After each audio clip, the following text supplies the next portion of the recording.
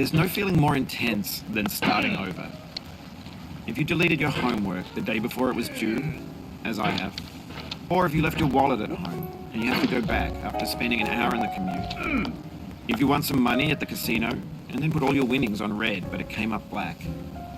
If you got your best shirt dry cleaned before a wedding and then immediately dropped food on it.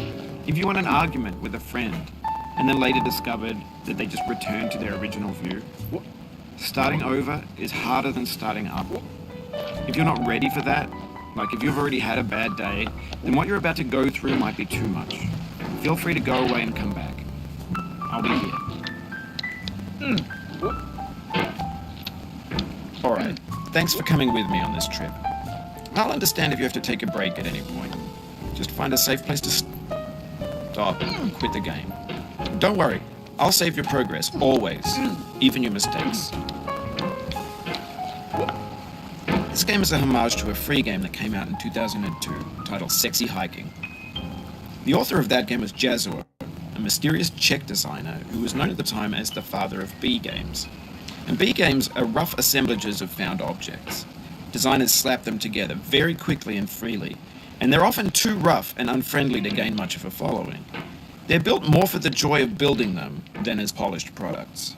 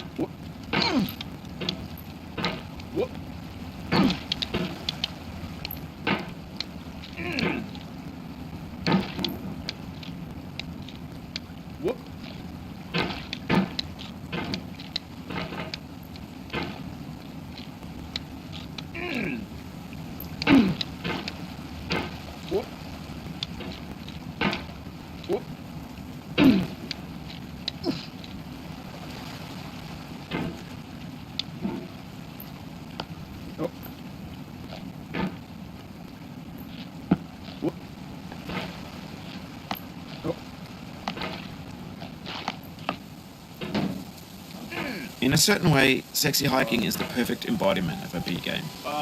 It's built almost entirely out of found and recycled parts, and it's one of the most unusual and unfriendly games of its time.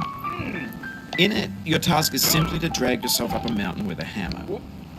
And that act of climbing, in the digital world or in real life, has certain essential properties that give the game its flavor. No amount of forward progress is guaranteed. Some cliffs are too sheer or too slippery, and the player is constantly, unremittingly in danger of falling and losing everything.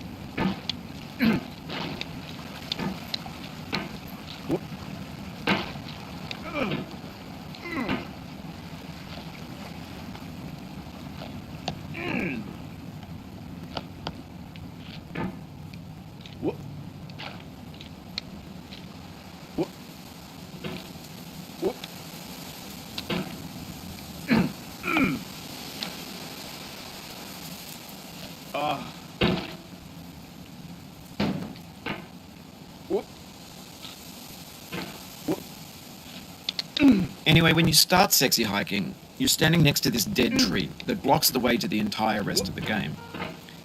It might take you an hour to get over that tree, and a lot of people never got past it. You prod and you poke at it, exploring the limits of your reach and your strength, trying to find a way up and over. And there's a sense of truth in that lack of compromise. Most obstacles in video game worlds are fake. You can be completely confident in your ability to get through them once you have the correct method or the correct equipment or just by spending enough time. In that sense, every pixelated obstacle in sexy hiking is real.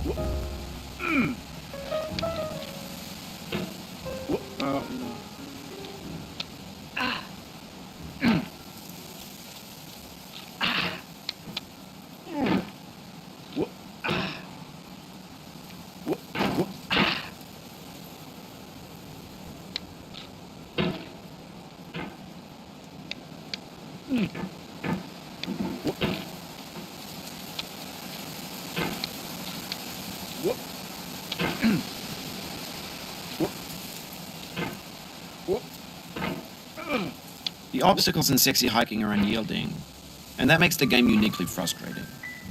But I'm not sure Jazzuo intended to make a frustrating game. The frustration is just essential to the act of climbing, and it's authentic to the process of building a game about climbing.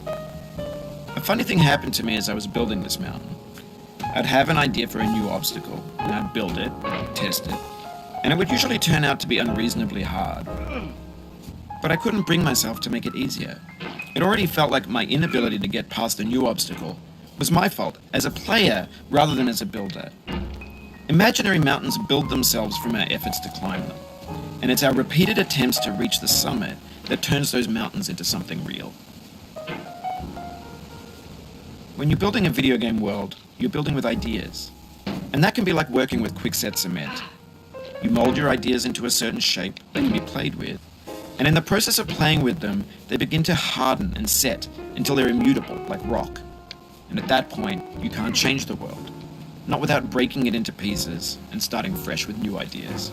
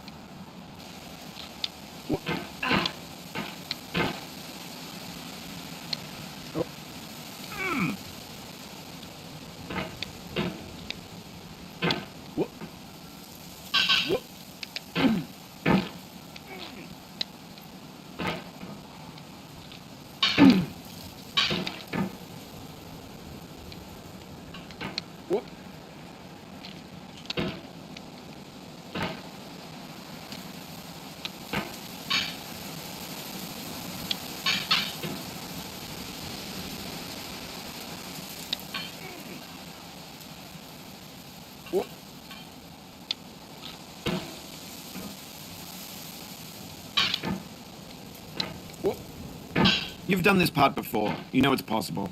Just do what you did the first time.